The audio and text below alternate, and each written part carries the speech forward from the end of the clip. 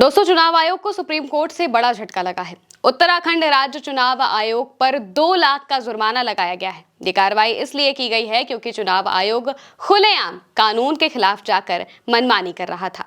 उत्तराखंड चुनाव आयोग ने 2 या 2 से ज्यादा मतदाता सूचियों में नाम वाले उम्मीदवारों को पंचायत चुनाव लड़ने की अनुमति दे दी थी, लेकिन इस पर हाईकोर्ट ने रोक लगा दी और फिर राज्य चुनाव आयोग सुप्रीम कोर्ट पहुंच गया।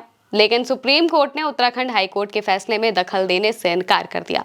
उत्तराखंड राज्य चुनाव आयोग की याचिका खारिज कर दी। इसके साथ ही 2 लाख रुपए का जुर्माना लगाते हुए चुनाव आयोग से पूछा, आप वैधानिक प्रावधान के विपरीत आदेश कैसे दे सकते हैं। दरअसल हाईकोर्ट ने एक याचिका में यह आदेश पारित किया था कि जिसमें कई ऐसे उदाहरणों पर प्रकाश डाला गया था जहां कई मतदाता सूचियों में नाम वाले व्यक्तियों को चुनाव लड़ने की अनुमति दी जा रही थी। यानी कि अगर एक व्यक्ति का नाम सिर्फ एक मतदाता सूची में नहीं था बल्कि इससे ज्यादा मतदाता सूची में था और उन्हें भी चुनाव लड़ने की अनुमति दे दी जा रही थी, जो कि कानून के खिलाफ है और इसीलिए हाईकोर्ट ने इस आदेश पर रोक लगा दी थी। राज्य चुनाव आयोग ने इस पर स्पष्टीकरण जारी किया जिसमें कहा गया कि किसी उम्मीदवार का नामांकन पत्र केवल इस आधार पर खारिज नहीं किया जाएगा कि उसका नाम एक से अधिक ग्राम पंचायत, प्रादेशिक निर्वाचन क्षेत्रों, नगर पालिका की मतदाता सूची में शामिल है। लेकिन हाईकोर्ट का कहना था कि राज्य निर्वाचन आयोग का स्पष्टीकरण उत्तराखंड पंचायती राज अधिनियम 2016 का उल्लंघन है, खुला उल्लंघन है। जब कानून स्पष्ट रूप से ये रोक लगाता है कि किसी मतदाता का नाम एक से अधिक निर्वाचन क्षेत्रों या फिर मतदाता सूचियों में दर्ज नहीं हो सकता और यह वैधानिक प्रतिबंध है, तो राज्य चुनाव आयोग द्वारा दिया गया स्पष्टीकरण इस प्रतिबंध के बिल्कुल ही विपरीत प्रतीत होता है। इसलिए हाईकोर्ट ने उस परिपत्र पर रोक लगा दी है और निर्देश दिया है कि उस पर कोई कार्रवाई नहीं की जाएगी। इसी आदेश के खिलाफ एसईसी ने सुप्रीम कोर्ट में याचिका दाखिल की थी, जिसे सुप्रीम कोर्ट ने खारिज कर दिया।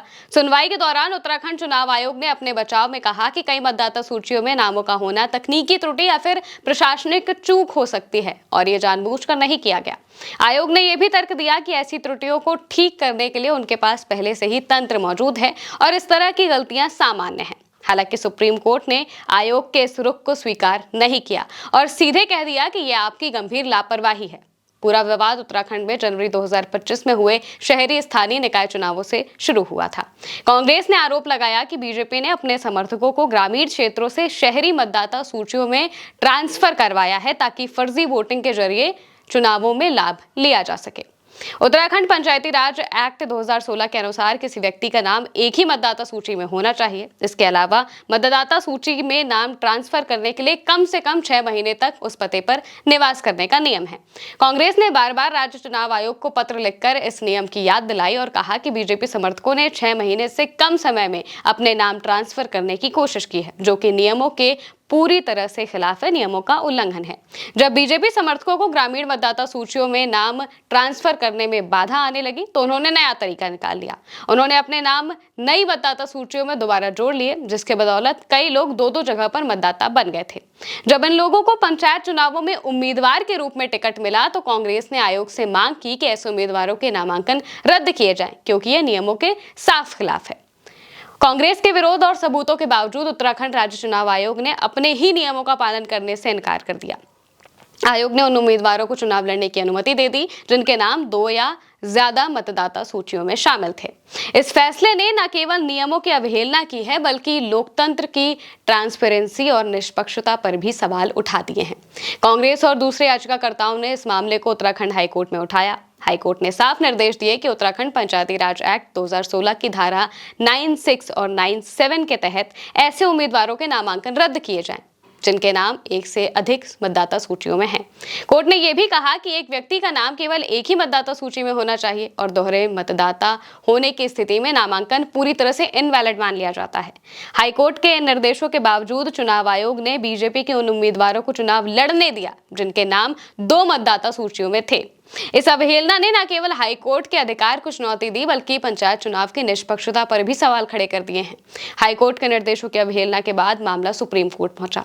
सुप्रीम कोर्ट ने उत्तराखंड राज्य चुनाव आयोग के रवैये पर कड़ा रुख अपनाते हुए 2 लाख रुपए का जुर्माना लगा दिया है। कोर्ट ने कहा है कि आयोग ने न केवल हाईकोर्ट के आदेशों को की अवमानना की है बल्कि लोकतांत्रिक प्रक्रिया की गरिमा को भी ठेस पहुंचाया है। सुप्रीम कोर्ट ने इस मामले को वोट चोरी का एक गंभीर उदाहरण माना है और आयोग की कार्यप्रणाली पर सवाल उठा दिया है। यानी कि अब सुप्रीम कोर्ट भी मान रहा है कि इस सब तरीकों से वोट चोरी किए जा रहे हैं।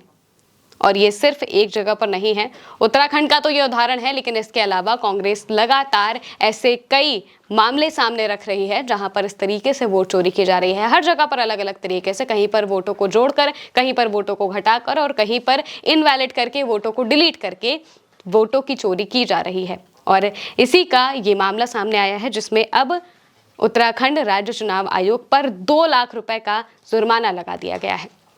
आप इस पूरी खबर पर क्या कहेंगे, कमेंट में जरूर बताइएगा। मैं हूं महिमा और आप देखते रहिए उल्टा चश्मा यूसी।